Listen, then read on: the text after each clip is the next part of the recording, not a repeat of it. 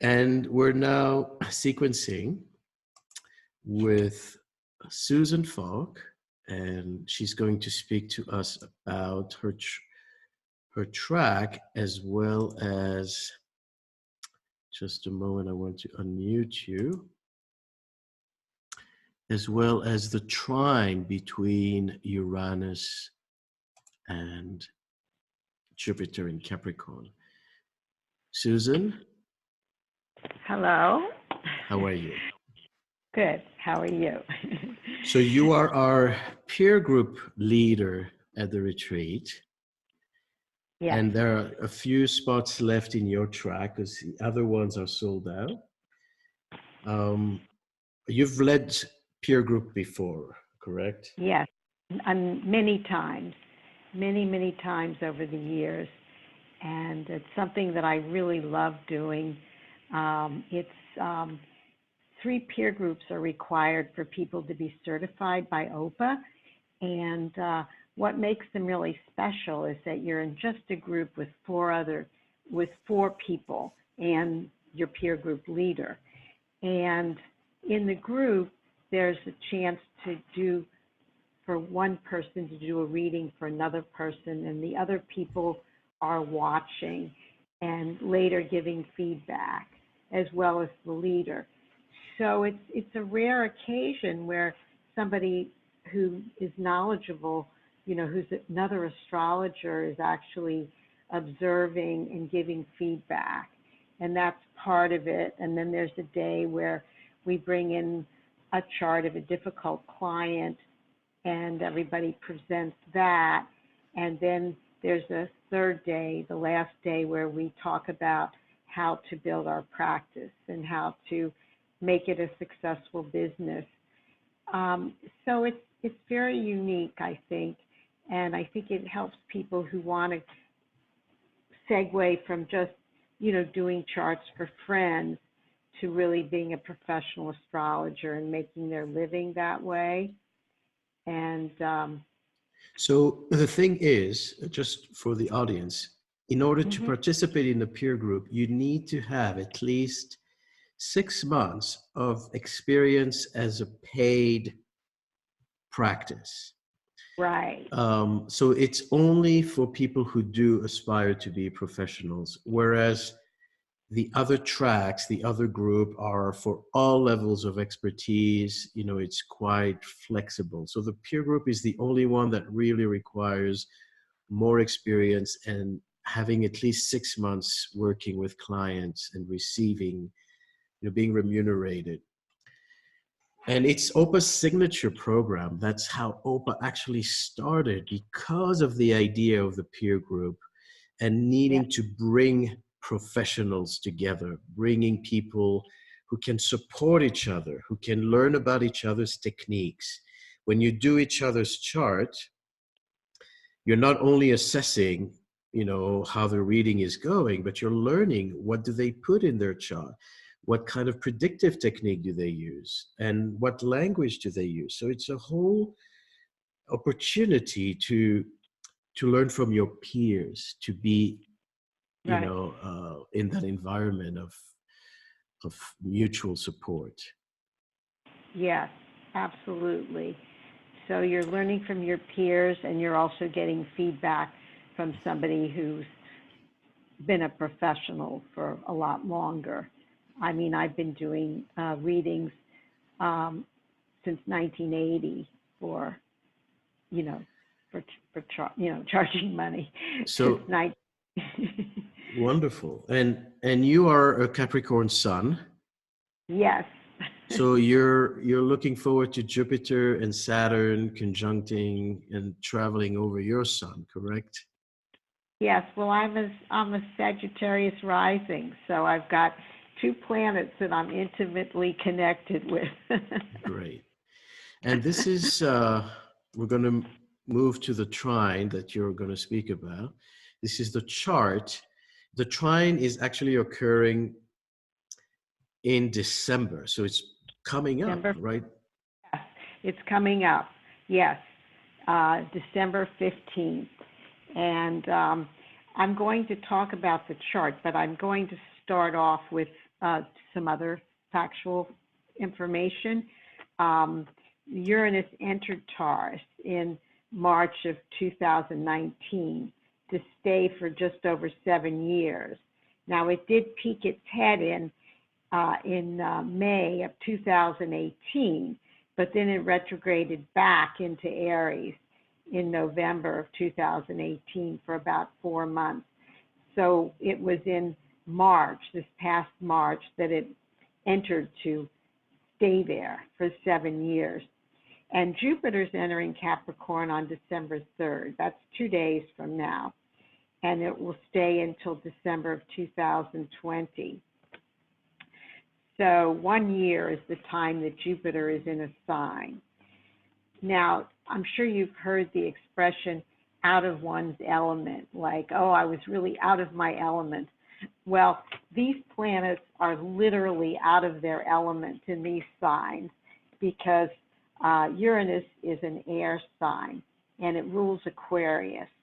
And he's a disruptor and a rebel. So in Capricorn, he can feel stifled. He's also, I love the expression that Isabel Hickey put in her book, Astrology, A Cosmic Science, that I read many years ago, that Uranus is the lightning bolt of change in the hands of destiny. So Taurus is a fixed earth sign.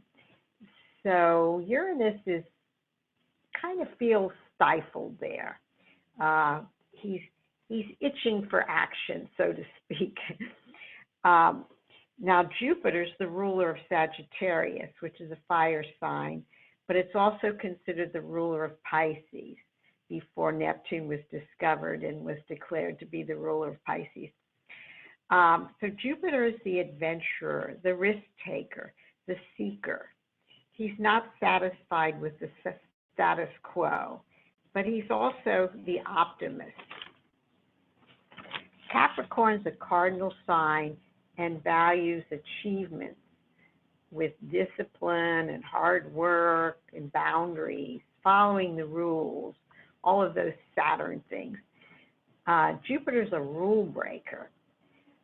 So both of these planets essentially could feel stifled in Earth signs because that's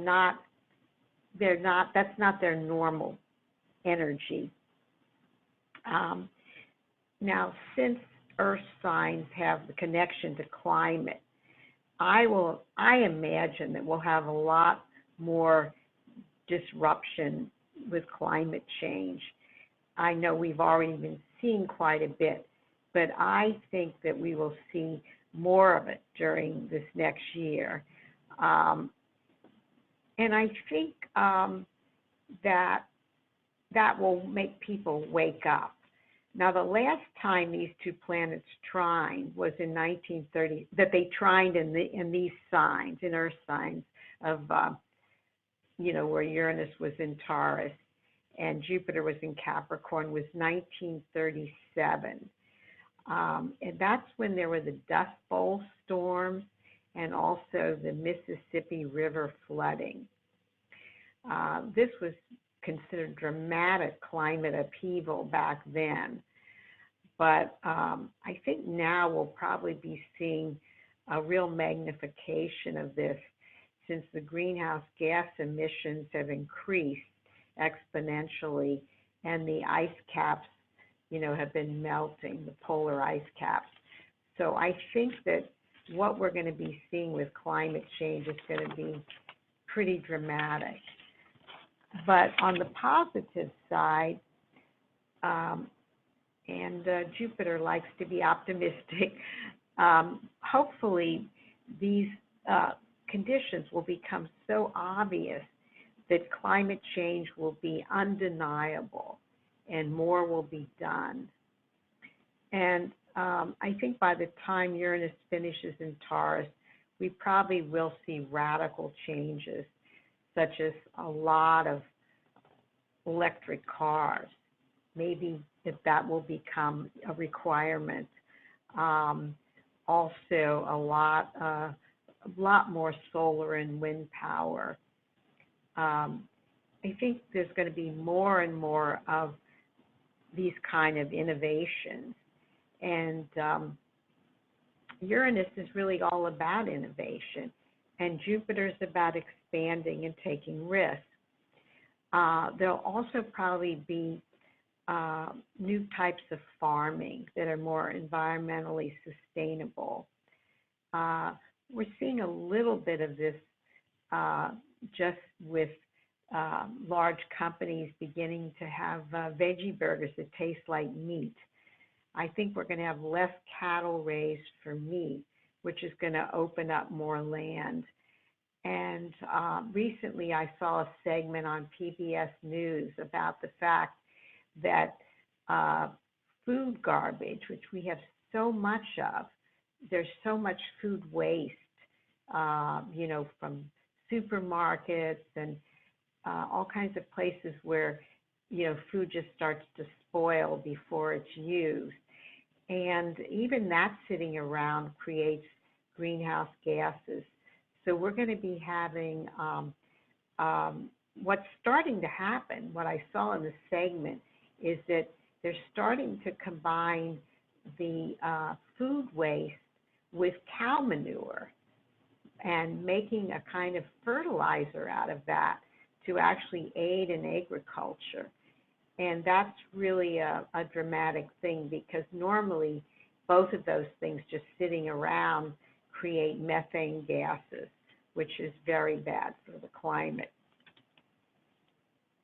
There's also been a growing awareness of how plastic is accumulating in the oceans and killing off fish and sea life. And people are starting to cut back on plastic. Stores are starting to stop using plastic bags.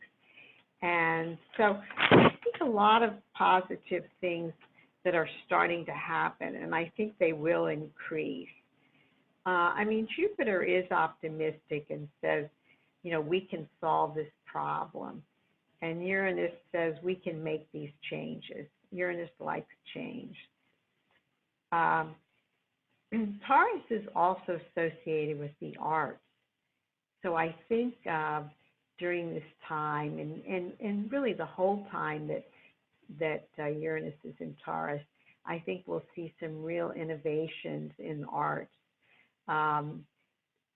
There was back the last time that Uranus went through Taurus, we had things like Picasso's Guernica, which is a famous painting of war, but very abstract and surrealistic.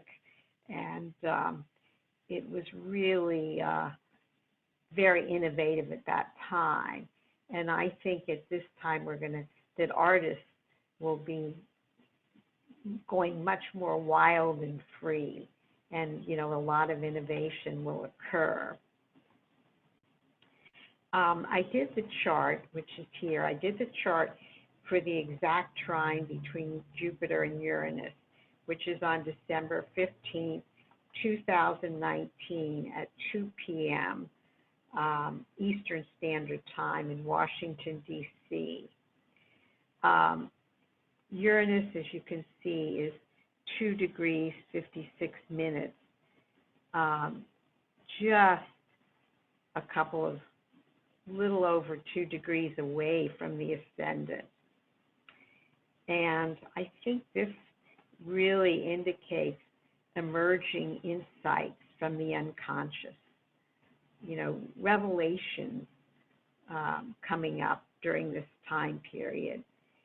And then when we follow it over to the trine in Jupiter, which is in the 9th house, Jupiter's own house, because Jupiter, Sagittarius, is the ruler of the 9th house.